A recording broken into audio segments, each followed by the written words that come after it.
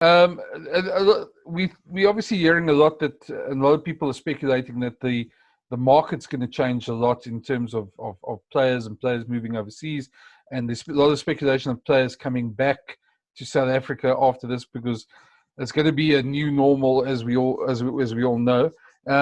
You obviously speaking a lot more to the players than we do. Do you get that sense as well that you're going to see a lot of players returning, and maybe that might be better for you in terms of the obvious problems of having players overseas in all corners of the globe at the moment?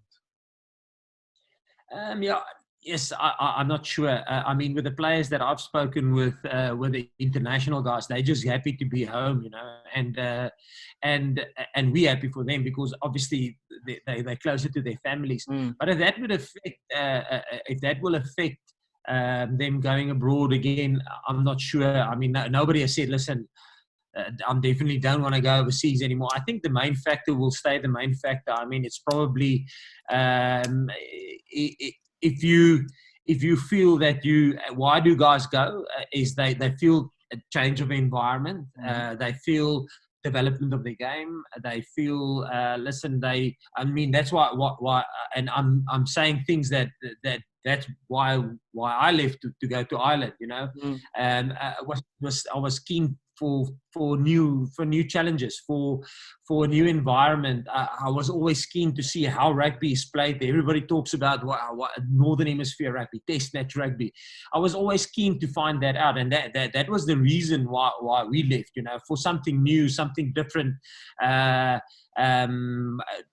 Obviously, looking after your family. I mean, we bluntly about it. We wanted to get passports,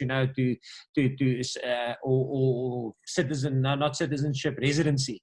If you get residency in Ireland, I mean, your kids can go and study anywhere in the EU, and it's a lot cheaper than over here. So for various reasons, from a family point of view and from an experience point of view, we decided to go, and will that change now since this has happened? I'm not sure. I'm not sure how the landscape's going to change overseas. But I mean, if a player feels, listen, yes, I've played now. I've played my 40 test matches or whatever. I've played a few test matches for South Africa. I've been at the Stormers now. I've played 100 Super Rugby games. Yes, I would love to go and have a stint in France. I still want to play international rugby. I mean, I don't think that would change. If that's a player's a viewpoint now, I mean, I'm never negative about guys going playing overseas because it was good for my development. If you go to the right club, if you go to a club that there's a good coaching system around you, so the coaching quality, the coaching program is good. If you go there and the S&C program is good, and if you go there and the player welfare program is good, I mean, it's actually a win-win. We don't mind that. I mean, from the nice point of view for us is if Billy didn't go overseas, a guy like Fassi would probably not have played for the Sharks, because Billy was playing for the Sharks before he left. So yeah, a lot of I don't think it's something. It's going to be a personal thing. I'm not. Maybe the virus or the COVID-19 situation, being away from family and loved ones, and seeing. I never thought that I won't be able to get back into the country like Malcolm or Ergia or Damien, who's still sitting, and a few other South Africans who are still sitting in Japan.